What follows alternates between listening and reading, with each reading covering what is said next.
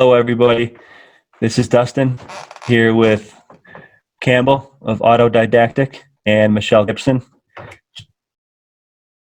Watching about a year and a half ago and looked up to and followed and subbed and channels over and over and over again, and finally got in contact with them. And fast forward, now we're having talks, the Ethernet, and this is a very special channel or a video for me, Legends of the Research. So, and with that, again, my name is Dustin, Berserker Bear. We're just going to have a chat back and forth. I'll ask else research she's done with the timeline and the reset. Campbell's research he's done with the same work, and the amazing it's into Campbell as well, or Michelle as well.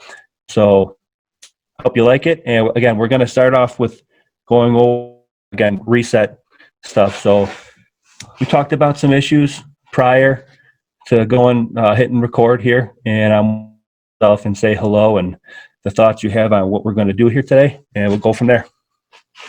Campbell, you want to start out? Yep. Autodidactic channel, and yeah, we're just here to nut out this timeline and sort of give a bit of perspective of and give out some information to help you dig some holes. Michelle. So all of my research started from connecting cities in North America that I noticed were lining up in lines. And when I did that, I found a star tetrahedron. And I extended the lines all around the world because my research up until that point showed me that other researchers had found these circle alignments of cities around the world in sacred places. And so by that time, I knew enough to do that. And then I started researching places in alignment. And when I started researching places in alignment, the history of the Earth just, opened up right in front of me. And based on that, I've got some very strong ideas about our reset historical timeline that strictly came from that original research of tracking alignments. Had I not done series of work on these places, I wouldn't have had this wealth of information just come up from it. So even though I tend not to get as many views on those, or at least my earlier ones, that's how I got to where I am now with this.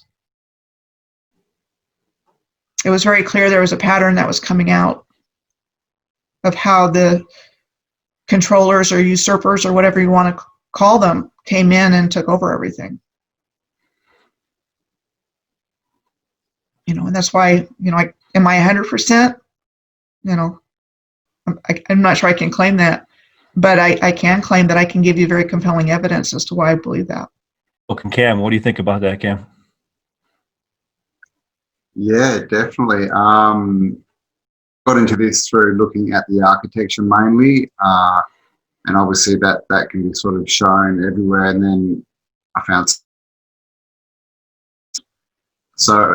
but as individual cities, where Michelle's looking at how they sort of relate to each other, sort of looked a lot at cathedrals, the star citadels, and all that, and it's just exactly the same. It's the same thing, or point where you just can't deny it. I was actually toying today. I think I'm going to do a video where like a live video in any town or city out there, and I guarantee I can find stuff in it.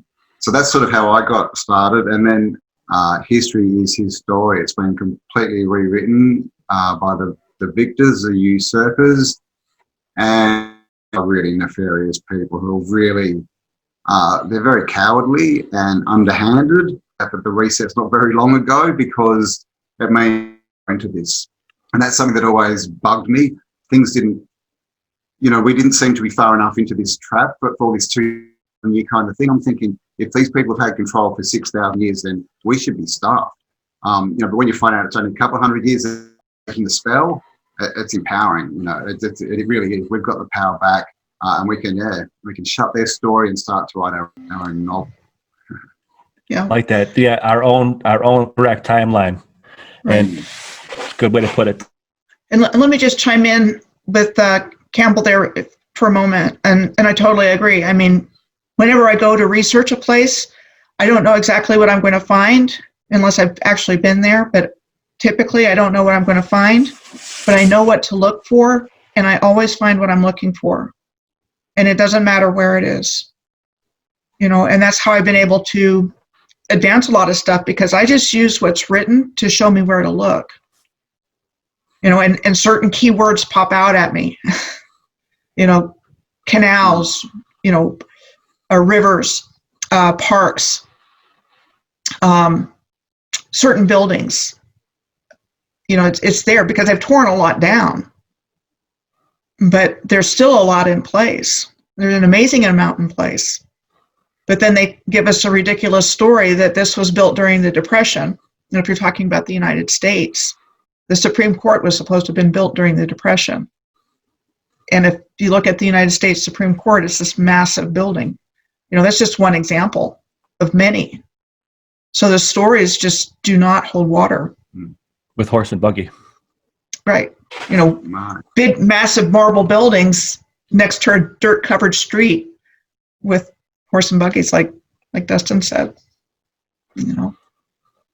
So, you know, clearly there's something else going on here. And they're evil. They're evil beings. Yes. It seems they have malevolent intent, and you could see it in their action. I guess actions speak louder than words, because they certainly don't talk about this in the open, though. They do throw those truth drops out there. And in your timeline playlist, Michelle, that of the thoughts on a timeline and reset, when you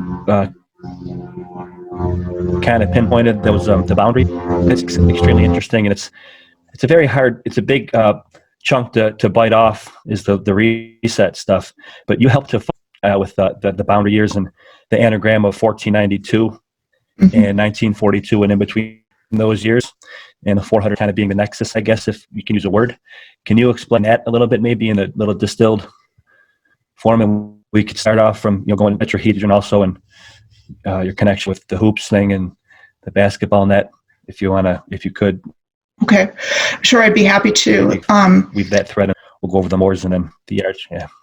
Yeah, let me just start out with, after I started doing the research on the alignments, and I already had the data points.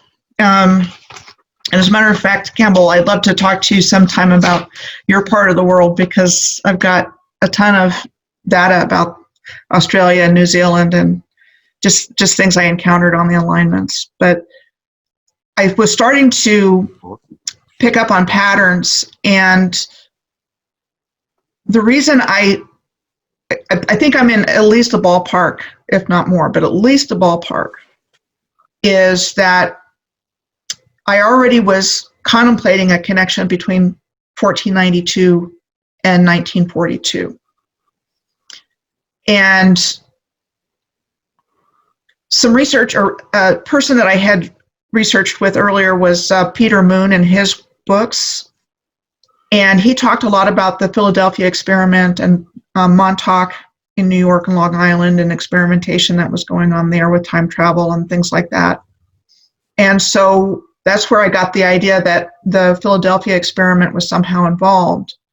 And then when I got the 1492, 1942 dates with 1717 as the midpoint year,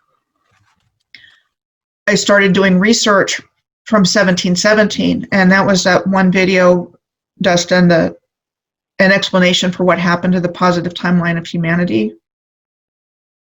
I did that right before I learned about the mud flood. And once I learned about the mud flood, I started to get interested in that research. And it's been a part of what I do ever since. But we've talked about synchronicities a lot. And I would not be where I am with this research without synchronicities. You know, I think when you're pulling information back from the ether, and the true history is gone from the conventional history, we have to get it however we can. And mine is through intuition, and just, you know, it's like pieces of information coming together at the same time. And I know, Dustin, you talk a lot about that. You've had that experience. And, you know, Campbell, have you as well with synchronicities? just things happen to get that are, beyond coincidence. Such just, yeah. So when I started doing ridiculousness, seriously, I mean, this whole journey for me has been about synchronicities and interests and what I was interested in learning about, like megaliths. You can bring megaliths and all that stuff. You can bring it on up to the present because whatever happened took place relatively recently. So I started doing the timeline research around 1717, and that was when all this other stuff came out. Like, Mayer Rothschild was born in 1744, and I think you have some other questions for me, Dustin, that I can bring that back in. But I'm going to share in my journey. I've got some notes here that I want to bring forward about what Dustin was asking me about. Because please, I've gotten quite a bit of information from commenters who said, look into this. So somebody sent me this document on Comenius, who's supposed to be the father of education. He's a Czech guy. I'd never heard of him before. And all I got was to the first page of this thing, and I'm like, oh my gosh. This is just one piece of information on this path, but this was fairly recently. So the front page said it was a 350-year commemoration of the anniversary of his birth that was published in Chicago in 1942. That just jumped right off the page at me, because all of the world's fairs are like a commemoration of something that happened. The World's Columbian exhibition, the Chicago World's Fair of 1892, was a commemoration of Columbus's coming to America. Same verbiage, same idea as the World's Fair coming forward in this publication. And so when you look at, as a function of time, a period is defined as a round of time or a series of years by which time is measured. And in physics, a time period is a time taken for one complete cycle of vibration to pass a given point. This is some preface to what I'm going to get into here. Indigenous calendrical systems like the Mayan calendar were involved with the harmonization and synchronization of human beings with natural cycles of time. Nines have significance in the development of the Mayan calendar, for example. In the Mayan calendrical system, there are 9 cosmic levels called underworlds in the evolution of consciousness. So if you look at the 1492-1942 time period with those being boundary years, there's 450 years between them. And 1492 was the year of the fall of Granada and Columbus's first voyage. And 1942 was midway through World War II. And when I first started doing this research, it was the year of the Philadelphia experiment. Now when you go looking for Philadelphia experiment, it took place in 1943 in most places. But when I started looking, it took place in 1942. You mentioned this already, Dustin, but 1492 is a numeric anagram to 1942. There are 9 50-year periods between 1492 and 1942. So we've got that 9 going. wow. I think we've been living under an occulted system of time, that they created this construct, which I'm calling Rome. And they mirrored the structure of time and space with this new timeline somehow. I mean, they're not stupid. Whatever they are, they're not human, but they're not stupid. So they've manipulated this to focus our attention on a linear system of time instead of cycles of time. The idea that time is simultaneous and not linear. And then I found anomalies when I started looking at historical events from 1717, which is the midpoint between 1492 and 1942. And, again, one of the things that jumped out at me was that 1717 was the year that the first Freemason Grand Lodge was founded in London. And what I've come to believe is we've been taught a conglomeration of what were originally real people and belief systems, but it's all been, fragmented and turned around. And, they didn't invent history from scratch, but they based history on real people and events and then just kind of twisted it to what they wanted us to believe. And somehow they inserted a new timeline, and everything was grafted onto the existing infrastructure and falsely attributed in the new historical narrative. And kind of get back what I was saying, I think negative beings are responsible for what's taken place here.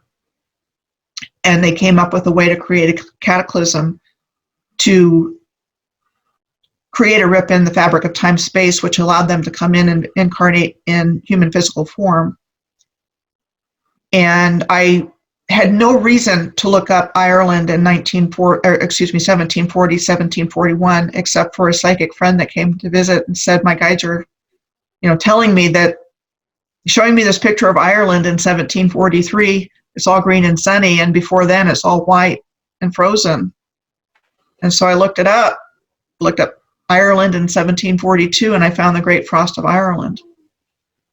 And I think has something to do with this, because again, there was absolutely no reason for me to look there, except, somebody came in and directed my attention to it. I didn't know about that. So that's part of the synchronicities I'm talking about. And at first I was trying to figure out if they ran us back through time somehow, or if the new timeline started moving forward. And I'm landing more and more on the whole idea that there was a lot of backfilled history, and that our new historical timeline, they started digging us out of whatever caused the mud flood. And I'm completely open to different causes for that. But I do think that the frost was what allowed the negative beings to start incarnating, because of Mayor Rothschild showing up within 2 years of the end of the Great Frost of Ireland. And then Adam Weishaupt, the founder of the Bavarian Order of the Illuminati, came in 1948. John Rockefeller came in 1839. And there's a heck of a lot going on in the historical narrative around the world during that time frame, especially in the 1800s. Starting from the early 1800s, a lot going on. I think the evil came in through Germany and England. I think they're tied at the hip with this, but it affected all of the royal houses of Europe. And that the world we live in today, what we're seeing playing out was, absolutely deliberately planned. And I wish I had a happier story, but that's not what I'm seeing. This is what I'm seeing. I'm not seeing everything's fine. So those are some of my We're in the thoughts. process of making it a happy story. Yes, we are. I agree, totally. But the direction we were heading in was not. Right now, and doing what we're doing right now. Right. And I do think it seems to be a malevolent serpage and facading of not only the architecture, the his story. What say you? Yeah, just a bit on that. To start with, all those years, 1942, 1492, 17, and of course 4 and 5, 450 years is a 9 as well. So, and your 3, 7 to 21, so you've got 3 in there. The martyr stuff they're so into. With the time thing, I think it, and I don't have what it feels like is, like you mentioned, like ripping the fabric of time, Michelle. It feels like because, like, again, as you said, time doesn't exist. Linear time doesn't exist. And what seems to have happened is created a bubble or rift or whatever you want to call it in time, and within that, with time, if that makes sense. And we're sort of stuck in this linear time thing, which come out of this, it'll be like a millisecond that we've been in here. because it doesn't actually exist. That's what it's feeling like to me, starting to work it out. And obviously the spell's starting to break, because the only way they get to control this is everything. They tell us things and we live that into their storyline. If we believe it, what's happening now? You know, if you believe the narrative, then you're going to be walking around with a nappy on your face looking like an idiot by their narrative. But now we have the chance to go, no, we're going to write our own story. But as far as there's definitely some look at the buildings. I mean, obviously, when we look at buildings, we're looking at multiple civilizations, and I don't know. There's something. There's something not right there, and to me, it feels like we're in some that's outside of the normal time that everyone else is in. If you know what I mean, we're kind of frozen. I want to call it. But it seems like there's time going by to us, but I don't know that there is. I still these pockets of no time. If that, does that even make sense? I think I have a good analogy to help people try to think about that. It's from a mainstream movie everybody knows, obviously, Back to the Future, how there was a rip in time and a tangent or a bubble was created. And we're, I think it might be in Back to the Future 2 or 1. I forget. Don't quote me on that. I should know that. The evil. Right. So I think it might be 2 where Biff is bad. Or what Biff is like, okay. Campbell knows. He's like, yeah, that's 2. Okay. And that's a great example, Dustin. Tangent. Now, I think this also lends credence to, go ahead. No, I was just going to say, I mean, Back to the Future is a classic predictive programming movie from Hollywood where they're telling us exactly what they're doing. You know, I mean, 9/11 was predicted in that movie. If you look on YouTube, there's excellent researchers that have looked at the symbolism of, 2 and then 1, or things like that. So Hollywood, our lives are like Hollywood. You know what else I think about? Yeah, like what Campbell said, we acted into their think that, you know what else this kind of, I think, brushes up to with the whole science with a capital S, when we're talking bubbles. I can't help but think about CERN and Mandela. And I think that Mandela may be the Mandela tangent that we're seeing. That might be a clue of a rip or a bubble. And I'm not saying we can't, but they do at CERN and smashing particles together and trying to rip the fabric of literal space and time itself in so much as there are micro black holes. That's kind of might be telling us in plain sight what they're doing also. Right. Another example is if you read some alternative researchers, and again, Peter Moon is one of these, time travel experiments that are kept hidden from us. Well, if they're going back in time and, looking glass, changing things around, could that be part of it too? And I'm completely open to that idea. I mean, there's so much they haven't told us. What's crazier? Things like that don't exist, or they do exist, and we're just not being told about it. If one story can be posited, if one story or historical figure or narrative can be posited at a possible time. It is all a construct. Look at all the book. They destroy what they don't want us to see and read, and then they put up what we're allowed to. The narrative that we're give us, and everything else is locked away or destroyed. And even with books that have been released last year, you need a following, but you can't just go out and get a book published. It's not easy. That without them we can't look after ourselves. Which is of course just crap. I mean, we would do so much better on our own. All they do is devalue things. I mean, and all they want to do is kill the creation. I mean, this is what they're after. This is what the word evil is, right? The word evil is live backwards. So these people are evil. They're against anything that lives. They're against the creation. So they're not death, but they want to destroy it. So, evil. As far as CERN, I'm not sure. I don't know about CERN. I mean, to me, CERN could just be a big, a big curveball, because nothing seems to happen there. I know. But we do know about Project Looking Glass. You know, that's documented time travel, you know, by the funded CIA, everything's there. And so I think that's what's been happening. And this is, you know, why everything's so data is. Yeah, I think they've been battling, having a war almost with timelines to see who can win and who can get their timeline to go through. I think that's kind of what's been going on, and that's why things are getting so crazy. So yeah, I don't think it's CERN at all. I think CERN's just to throw us off, because all going on, this whole timeline thing, probably since at least the 40s. I don't think it's anything new. It's a red herring, like a ruse. So look at who talked about it. They get all these, you know, top, you know, high-falutin scientists, and they're all like, listen to me, I'm the wisdom man. They could, like you said, though, they could be saying that it's for something else and using it for the looking glass, though, stuff. Yeah, I definitely dig that. And there also seems to be particle accelerators in more places than Switzerland.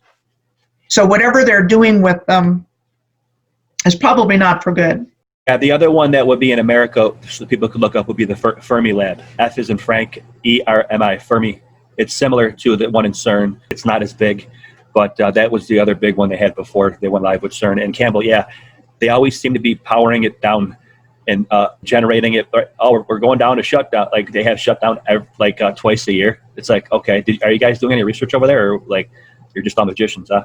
And I mean, how much power is this thing supposed to be sucking? They say it's the biggest machine. But has anyone looked into where all the power's coming from? Because this thing... It's the biggest machine ever made. Yeah, like... I know, literally they should hit the start button and the whole Earth should like black out, you know, all the lights should dim. So where's all the power coming from, if that's what it is? I mean, look, it could be an underground high-speed train for all we know. Just a big tunnel, you know, they're cruising around through. It's probably more likely that it's more a dimensional thing, but we can't see it. You know, we can't go there. And this is everything. We've just got to take people's words for it.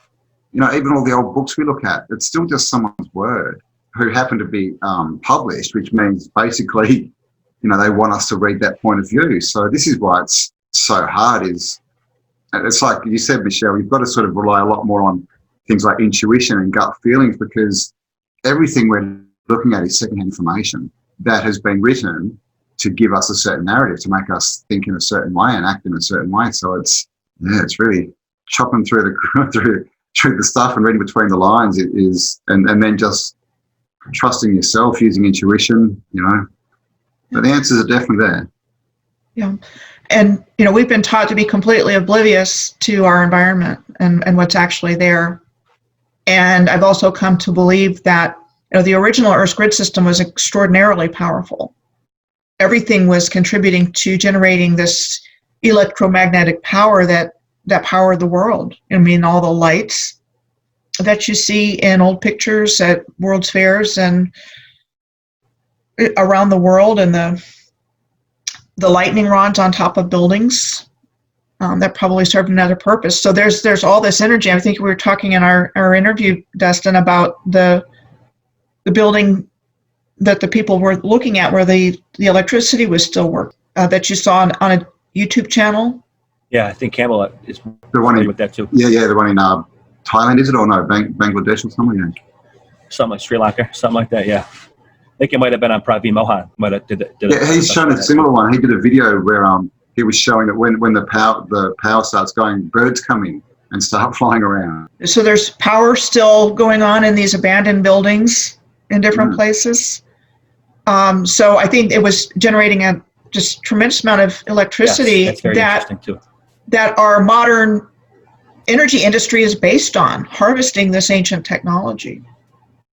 I'm convinced that so-called fossil fuels were original technology serving some purpose. And when everything was dug out of the mud, if you will, because I definitely believe that process went on, they got enough out so they could restart it until they could figure out how to make the subways work and the streetcars work again. And then after 50 years, they scuttled those, and we went to being dependent on cars and trucks so they could make a fortune on gasoline and car sales and whatnot. all controlled. I mean, there were streetcars all over the world in residential neighborhoods as well as cities. There's a highly advanced system. And there were so many things that you said, Campbell, that was, I had this, a lot of different ways I could go with it. But another thing is that there's plenty of underground infrastructure. People, not only the people that were responsible for taking everything over could have lived underground while it was being dug out. There could also have been pockets of indigenous people living underground. And that's how wisdom keepers have brought forth ancient knowledge, is there were, people were underground until the Earth's surface became livable again. So it's not out there. There's so much underground infrastructure. It's mind-blowing.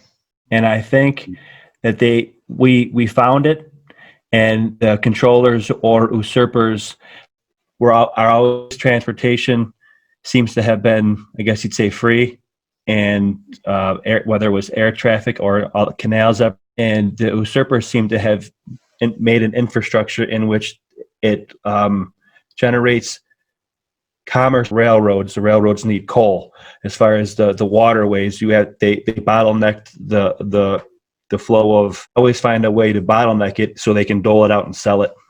And it seems like that's their major MO. And it started right away. The previous operators who seem to have been benevolent. Right. Totally agree. It was a benevolent system. I think that can probably move us. Yeah, I think that can move us to like the next thing, the previous benevolent society that we call, or I guess you'd say, we whitewash with the whole Tartaria thing, but you've done a lot of work on the Moors. Right. Yeah, my research has been pointing to them more and more. I think that this sect, America may have been a Moorish sect. It was. Yeah, and then the Russians were the Tartarians. You also had the Mongols, all the Nordics and up north, Hyperborea. The usurpers broke that. I made a video on it, and the whole to put it bluntly, that thing is like literally completely shelved. That there was the Moors were black, so that would have been a black eye, and that's literally a major, huge point that I think is being hidden, because I think that there was a society here prior to white, possibly also Asian, the natives and the whole indigenous people being mixed up all over the world. And now that do not want to, it's like they cannot have that get out, because that would be like the huge shattering. Why this is so key, putting a proper timeline together, because the Moors were black, and there's, and if you see I'm going over that, there's a lot more too. There's Romanesque style, and but and how that relates to Tartary and even the Asian part of Tartary, and right. And I think the confusion about that comes in because when we talk about Moor, we're actually talking about ancient Lemuria and Mu, and that was when the civilization originated way back in time. I mean, far further back than anything we've ever been taught. And what I'm seeing is like a continuation of the Lemurian civilization to Atlantis, and that up until recently, within the last 200 or 300 years, that Atlantean civilization continued to flourish and become modern, more modern. So the very ancient part of the civilization was what created what we call mountains and things like that. And if you really start doing research on it, you start seeing terraforming going on with these ancient structures. So I think a lot of the Earth's landforms were actually intentionally terraformed. So I think there was a lot of intentional terraforming going on, which gets lost because we've been taught everything is natural. And I think that's the most ancient. But I think the most modern, we're still, working in and living in and on top of. And I think that's worldwide. That this was a very positive civilization and humanity was doing just fine until opportunistic and parasitic beings came in and have attempted this hostile takeover of everything. So what we're also talking about is the whole idea that the Moorish civilization was different empires within empire. And that's where you get Tartaria and you get Barbaria in Africa, and you get the Ottoman Empire in and around Turkey, and you get Persia, you get India, the Mughal Empire. And where it gets even more obfuscated is that we're talking the original civilization would have been like the 12 tribes of Israel. And they were also what we would call Egyptian or Kemetic. It was all part of the same narrative. They weren't separate. And I can tell you, you can look up Australian Aborigines tribe of Reuben, and I can guarantee you will get information back about that.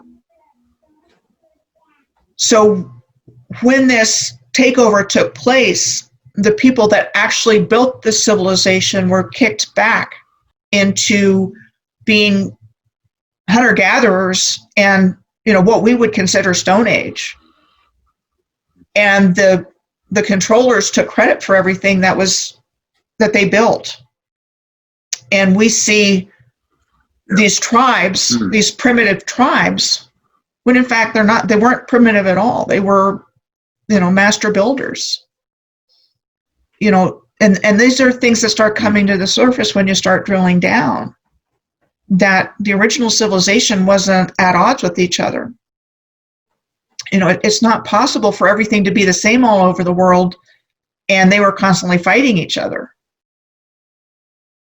You know, so these are some of the conclusions I've reached through my research. It sounds kind of fantastical given the narrative that we've been taught, but I don't think so. For the course, what do you say, Cam? Yeah, I mean, yeah. Golf courses. Golf courses, of course. I mean, it was definitely just achieved what they've achieved, and just the way that the buildings are built. And I mean, we can't even design one of those all over the place. So it was definitely, you know, I think multiple different, whatever you want to call it, societies. It was like all, and we still have this in us. This is how humans think. Humans are, look, be cool, let's all get on together and just, you know, let's just have fun. No, I've never met a human who wanted to start a like war. So this is what we've got to ask ourselves, is who's starting all the wars? Mm-hmm. It's not a human trait. It's just animals in general, you know. If we're mammals, you know, name any mammal on Earth goes and finds another mammal's house and invades it and takes over. Doesn't happen. Happens with this force that's come in is like you say, it's definitely a parasite. It's parasitic, and it doesn't, you know, as we all know, it's feeding and it feeds off negative emotions. So us being all happy, we're not food for it. That's why everything had to be changed.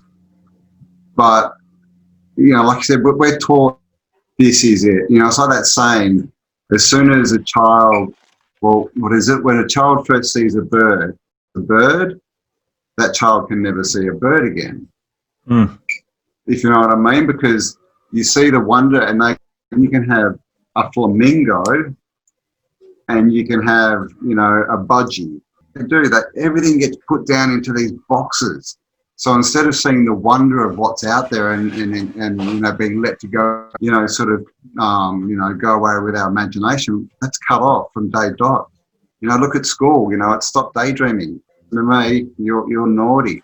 And also with this whole reality, we can only see what we believe. You know, there could be a lot more going on around that we can't even see. Like, do you ever get the feeling that they're going, hello, why can't you see me? You know, it's like imaginary friends, right? Little kids, these imaginary friends, until some adult comes along and makes them believe that imaginary friend doesn't exist, that they just disappear.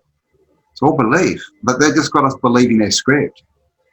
And, you know, they don't have a lot more. You know, all they can do is use us against ourselves.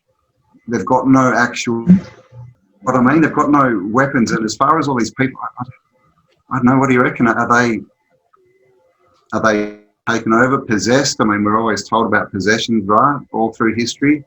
Is this what these people, it doesn't seem like a group of people, does it, who have just suddenly gone, right, let's just been invaded. I mean, this is the biggest secret of all. You know, they tell us, oh no, alien invasions, they come from the planets and they'll come in, you know, shooting like lasers at you. No, that's not how it's done. It's interesting. You know what it makes me think about, like a trope about, you know, we've been invaded, or where are they, or who are they? And I think of witches and warlocks and spellcraft and all that. What, you know, everyone's heard of Salem and the witch trials of Salem. Let me just put it this way. What if the citizens of Salem were right? Okay. And then what happened to all the ones that they were deeming to be, you know, witches? Okay. Yeah, it has to be discussed that maybe they were right. And then if that, where they all go and what is going on there. It is witchcraft. I think it's spellcraft, and that's where their power is in their hiding of the real reality. So, right. And I actually have a here, and with magician stuff, red herrings, like we talked about with CERN. Right. And I actually have an interesting segue to that, Dustin. I can add a little bit of different perspective on that. There's two things. One is that when I was doing research on the 450-year time periods broken down into 50 years, the Salem witch trials were, I don't remember which it was, what year it was, but it was on one of the boundaries of the 50-year periods, which is what I was researching. So whatever year it took place, it would have been either a 40, 41, 42, or a 90, 91, 92. So the witch trials showed up in what I believe was the reconstructed timeline. So the second part of this I want to bring up is that somebody, no, this is another synchronicity.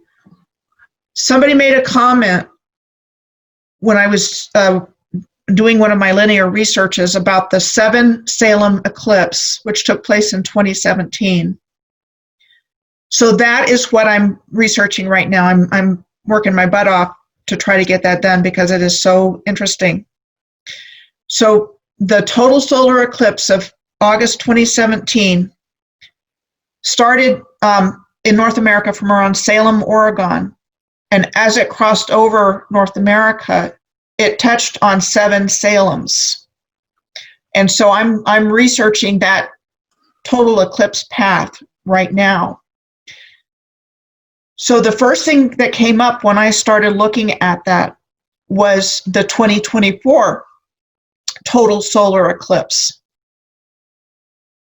And so my gut said, you need to look at that. And when I looked at it, it is almost identical to the last research I did from San Antonio, Texas to Buffalo, New York. The 2024 North American eclipse goes up that same alignment. So in 2024, Dustin, you're going to have a total eclipse in Buffalo. You'll be on the path of totality, which means it's where it gets the darkest. And the 2 eclipse paths cross each other at the same location, which is Carbondale, Illinois.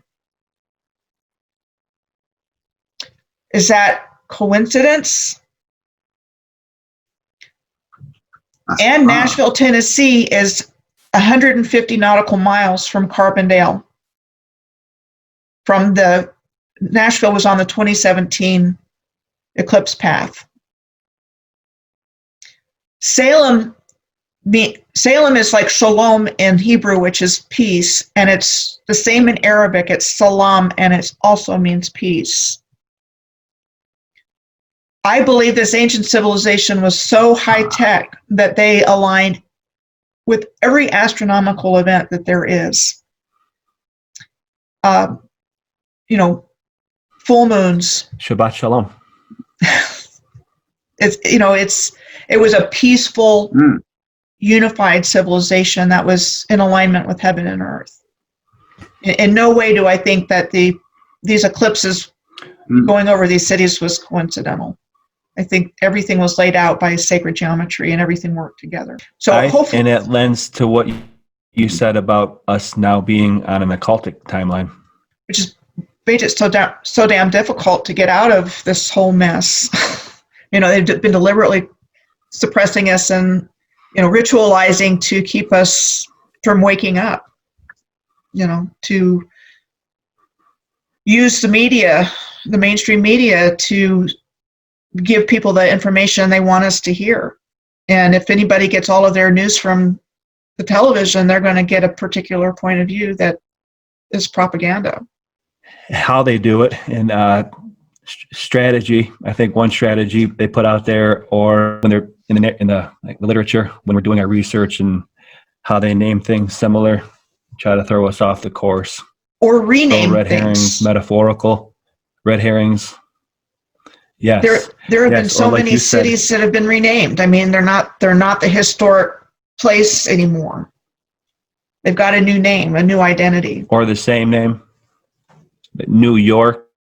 And I also think that they use in the literature the phrase modeled after this building. And that's, I think, a whitewashing of how actually they were built by the same people, whether it was Moors or the Cossacks or the Norse portion of the old alliance. Yeah, I think that they use, or they put new in front of it. You're familiar with that in your area, Cam.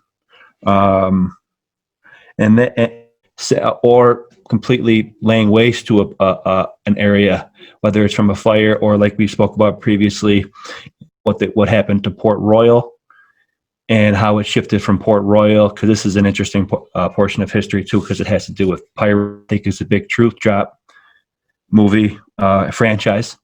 And I think what was when you in that timeline series that you mentioned Port Royal, and after that it went to Kingston. I wonder if they purposely sank or did to Kingston because it helped their narrative. Because like you said, after Port Royal sank, the main hub became those who would intend to do it. If you have any gravy on that, Michelle or Cam. I totally agree. I'm just going to kick in here because the research I'm doing for my next blog post video, I just went through the Snake River Valley in Idaho, which is heavily Mormon at this point. And I will emphasize Mormon. I think they were up to their eyeballs in what has happened, at least in that part of the world. And there was a dam break in 1976 where the Bureau of Reclamation, and I really didn't dig into it, but I have to wonder about reclamation. Were they reclaiming this dam? And that when they were filling it with water, the dam broke and flooded downstream, which was one of the Salems. It was Salem, Idaho, but there was like 5 or 6 communities where 80% of the buildings were damaged. And I was looking for information on Salem, Idaho, and all I could find were historical markers. This is where the Salem settlement was, and this, these original buildings, and now they're all part of Rexburg, Idaho, which, again, there's stuff there. I started researching the Snake River Valley close to that area, and there's gravy everywhere.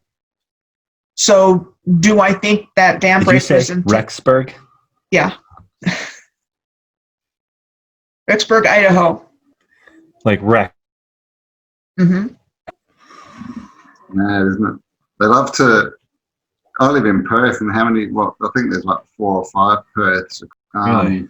I was just thinking though, is there another Miami in Florida? Because one thing that Miami in Florida never seems to change its name.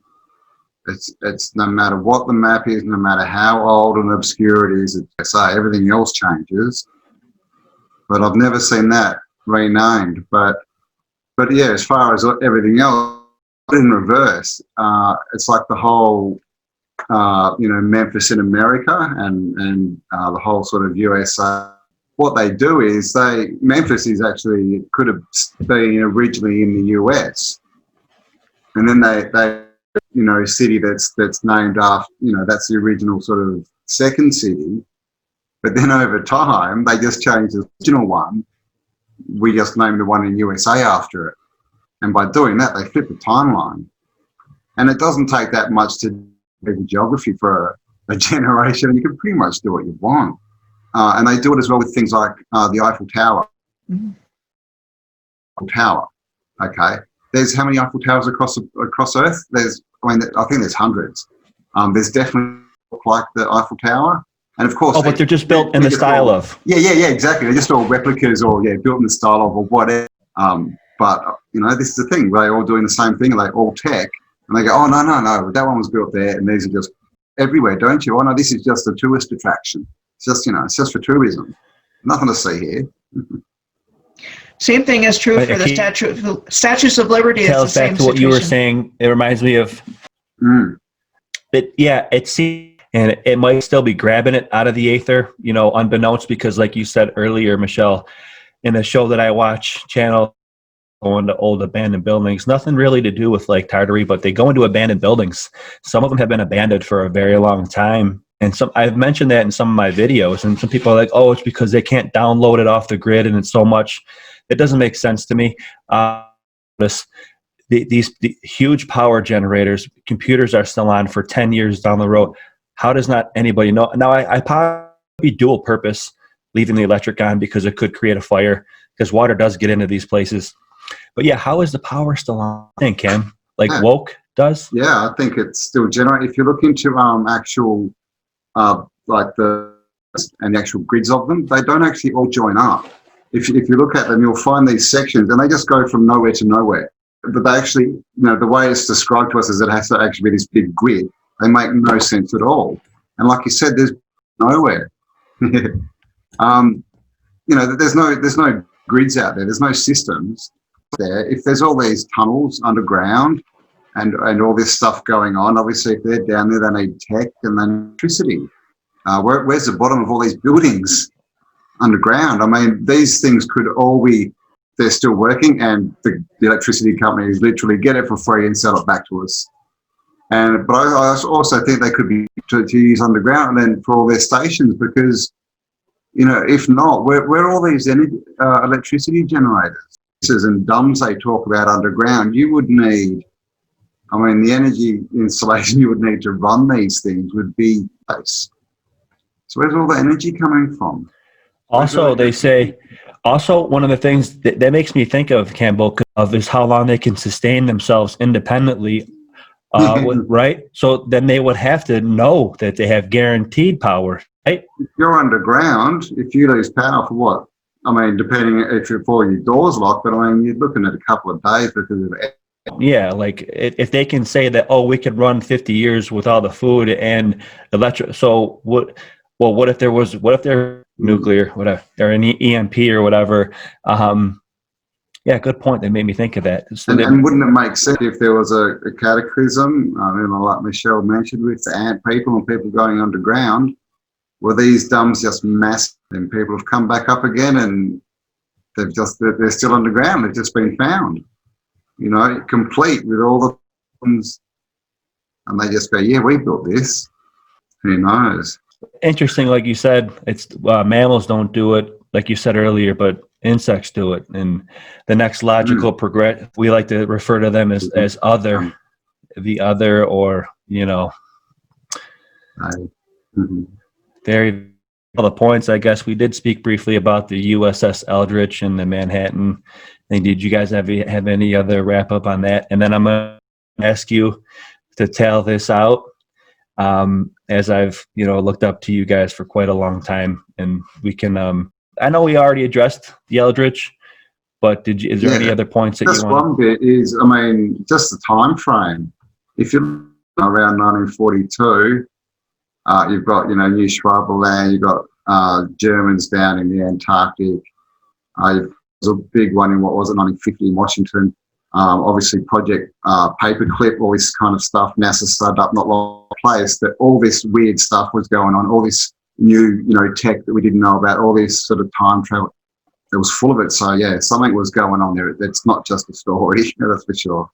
And I've postulated that the Philadelphia experiment had something to do with how the timeline was hijacked, or, how that it actually went back in time as opposed to just disappearing. For those that give it credibility, and then there's a lot more that say, well, that's just a hoax. But I don't think it was a hoax. I think it's somehow connected to the new timeline that we're on, even though I can't explain the mechanism. How did something in our historical narrative create this? But I just think there's more to it. There's a movie about a time traveling naval carrier called The Final Countdown. It's in the field of information that way, and I never saw that. It came up on my YouTube feed after I had put that information out. So I don't think I'm out in left field about that. I think there's a connection, and I think it goes back to the occulted nature of the timeline. One of the things that Peter Moon brought out, I don't know if you gentlemen are familiar with. Have you ever? There was a black magician named Aleister Crowley who was involved with the Philadelphia experiment, and that's something that Peter Moon talks about. So, have you guys seen the movie? The Thing? I haven't. Movie, and they're out in the Arctic, and under the snow they find this frozen for a very long time, and they get it out, and it's an entity escapes. Now, in 1940, Nazi German thing, they were down in the Arctic. We all know the stories. They found bases. There were. Is a thing, just to throw it out there as something to think about. Did they find something down there? Did they release an entity? Did they then come back? Did they then have knowledge how to do things like maybe, I don't know, time travel and controlled? Well, how do we control this? We can't control these people. They're free. We need to go back and change the timeline from now. It makes me think. This is what happened. We know that they were there. We know they were building round flying machines, and they had all this tech, rocket tech. They were like so far ahead in rocketry that, it's all at the same time frame, isn't it? And this is the thing, like, we were probably going on quite nicely up, gone back and usurped that 500 years so that they can have control now. The German Glock too, the Bell technology that they had, and how think it may have crashed in forest or whatever. I think that or at least there was a UFO spotting of what looked to be a bell in the Glock. There's footage of it with a chain, and it's chained to the ground, and it's going up and down and hitting the end of this chain. And okay, familiar. Yeah, the Henge, I believe it's called. Yeah, so there's a lot of photos out there. The thing, all the maps say there's giants, down there. I don't know. Or pygmies, like you went over. Yeah, sure. Pygmies up north, giants down south. Okay, so yeah, if any, we'll wrap this up. If you had any, you guys, my questions that I had for you, Michelle, any final thoughts before I ask you? No, I'm just really glad we had the opportunity to talk.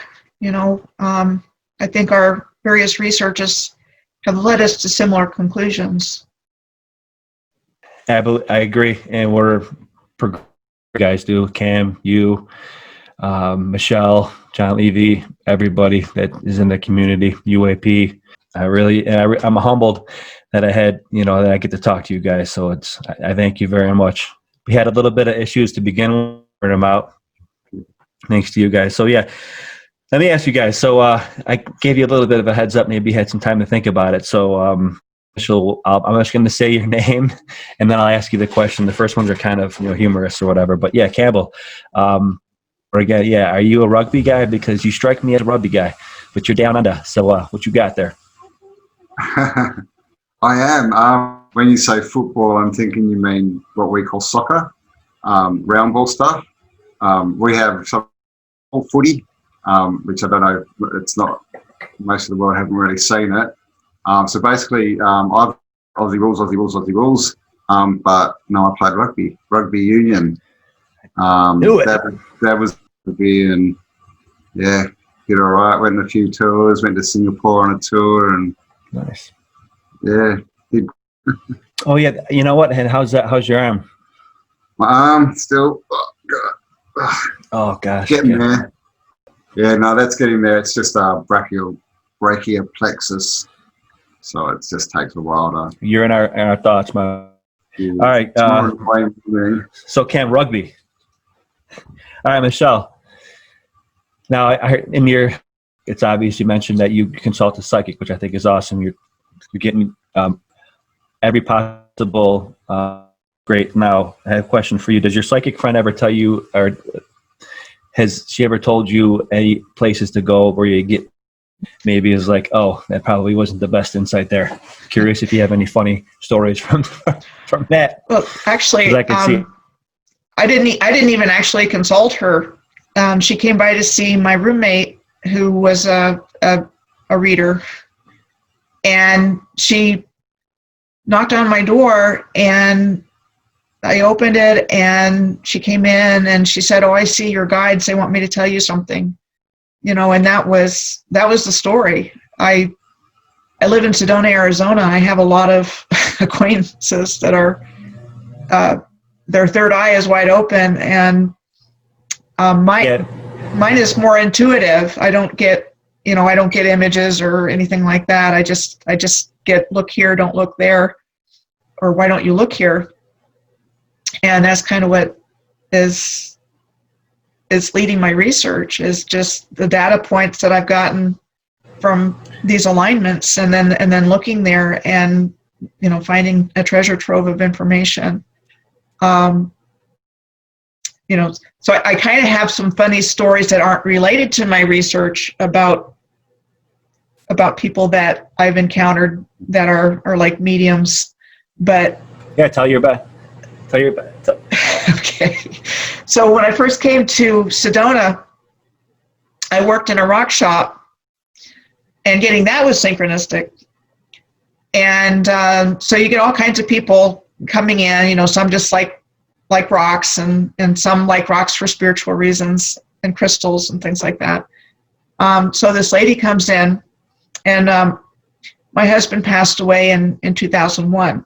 And she said, "Oh, I see your husband. He's right there.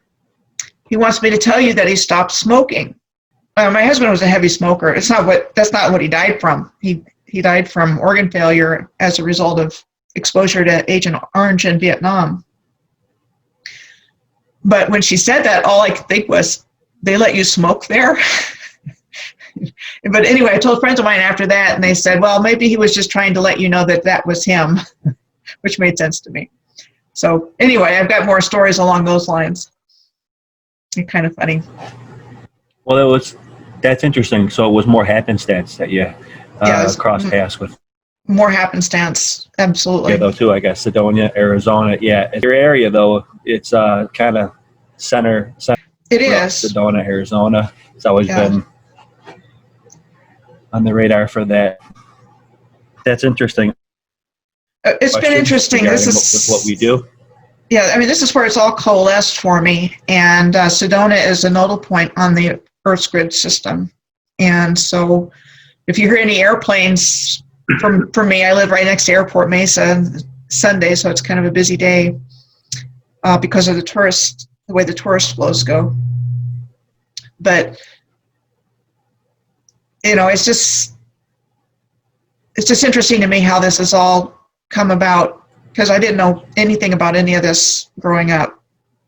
So it's all been, I think, part of my journey. I think we're all similar in that we have the intrigue for the unknown, and our, this research kind of lends credence to our type of character, and it's all good. And with that, let's ask some research. Real quickly, what intrigues you, books, and going over the fantastical landscapes that we have. And what's the biggest question that you like to do? What you bring to the table? It's kind of a loaded one. I've always been into history. I've always, at a young age, I knew that there was something very wrong And so I've been a questioner my whole life. You know, the sort of mud flood, Tartaria, old world, you know, architecture kind of stuff. New Earth, Sylvia at New Earth. Yeah, I was watching her stuff 6 years ago or 7 years ago now. Basically, I was, you know, as you do, you know, when you watch videos, I'm there, you know, searching, where's that? And I'm searching Star Fort, Fort Jefferson, biggest red brick building in the USA, 60 million red bricks in the middle of the ocean, 200 miles from the nearest coastline. And the story is, oh yeah. Your first video, Cam? Yeah, that was, and so I went, oh wow, you know, and I just thought, I'd never seen it, and I was interested, so I just made a video, and people watched it. It sure did. Yeah, it just sort of, from day dot, people views, but I was getting, you know, sort of 10 views a day and stuff, and then it just kept on going up. Then I lost my channel, and then when I got back in, yeah, I had like 1,000 or 2,000 subs. But the same, on my other hand, last year, and so I had 3 months off work. So I'm sitting here. That's why I started it. So yeah, it was just interesting that happened. I got it started, then went back to work, lost it, but then I got going. So that, because I probably wouldn't have started it if I didn't have 3 months. I would have just thought, oh, you know, I don't have the time, you know. But yeah, so, 2 broken hands later, and I'm yeah. Yeah, how's your arm doing? Yeah, how's your arm doing? It's much better. Still doing physical therapy, but You it's injured around the same time that I hit my head in a camp. We all got hit about the same time. Yeah, I hit my head, Campbell, arm, Michelle also. Yeah. Okay, now let's. I got one last question for Michelle for you about the research. Okay. Off with Cam. What's the biggest question that you would like answered? What started you? We talked about it briefly last time, but one of my big ones I wanted to add: if you can have a meeting with one figure in history, a historical figure, to help gain insight on the research that we do, who would that be and why? You know, that's a really good question. You know, we were talking before we started, you know, I think that our history is based on real people, but I think it's all been scrambled. And that what we're taught in our historical narrative is not reliable. And so in terms of the larger than life historical figures like Genghis Khan and Alexander the Great, and in Central Asia, like Uzbekistan, Bobur, B-O-B-U-R, is the legendary founder of the Ottoman Empire, and that he went to India, founded the Ottoman Empire, and then came back.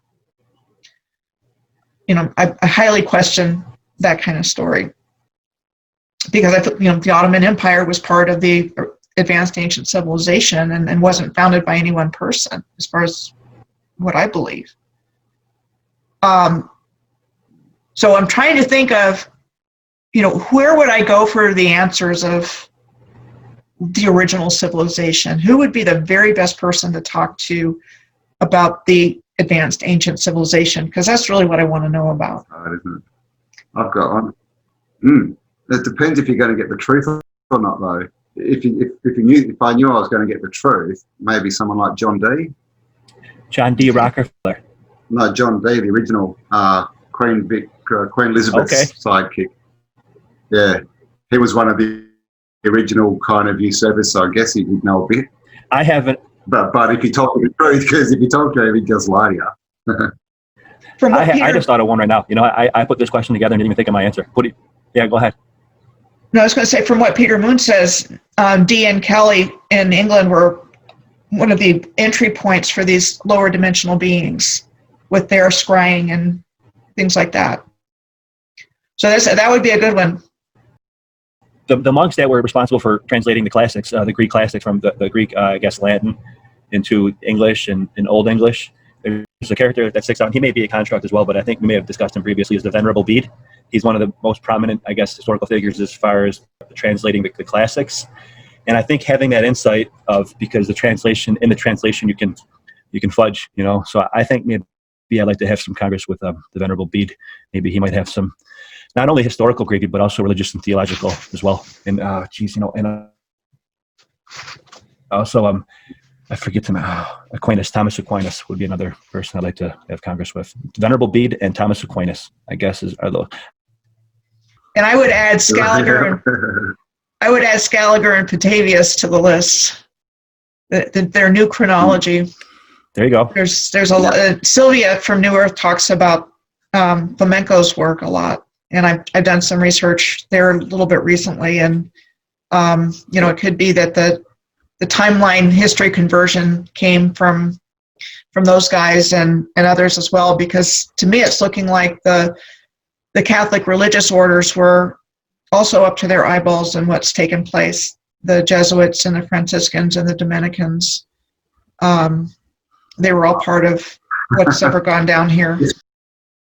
They're like, the Jesuits are the frontline whisperers, as far as I can tell. They're the ones that were getting in the ears of the kings and saying, your neighbour's going to come and attack you, mate. You better attack him first. What's that character in Lord of the Rings, Wormtongue, whispering in the King of Rohan's ear that made him?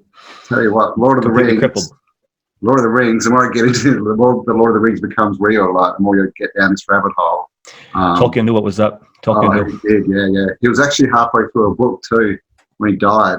Apparently I haven't got the most sort of drop stuff in it, yeah. That's great. Well, you know what? With what we do with this research, I guess it's good to end on some might say that in the research that we do, we're off wandering. But there's what I think it is either from Bilbo or Frodo, but we can say it's from Tolkien. Not all those that wander are lost. And we're certainly wanderers, I think, in this research and this literature that we look at, but we're definitely not lost. I think, as a matter of fact, we're over target. I guess that's what I'll say about that. It's been a great interview with you guys. I'm humbled to have had it, and I enjoyed every second of it. Again, technical difficulties, but I think it worked out. And again, I'll thank you. And what do you guys? I'll look at little kitty cat. Yeah, Michelle, what you got? And then Campbell, we'll go and thanks again, guys. What do you say, Michelle? I just really appreciate the opportunity, and hopefully we can do this again sometime soon. I think we've got a lot we can bounce off of each other. I'm not to say that, it's right in front of my face. So, yeah, together we're a lot more powerful than we are, singularly, that's for sure. Just like the fascies. Awesome. So, yeah, Berserker Bear from Berserker Bear, Campbell of Autodidactic, Michelle Gibson. I will tail this one out. Sure. Thank you very much for coming. Thanks, guys. Bye.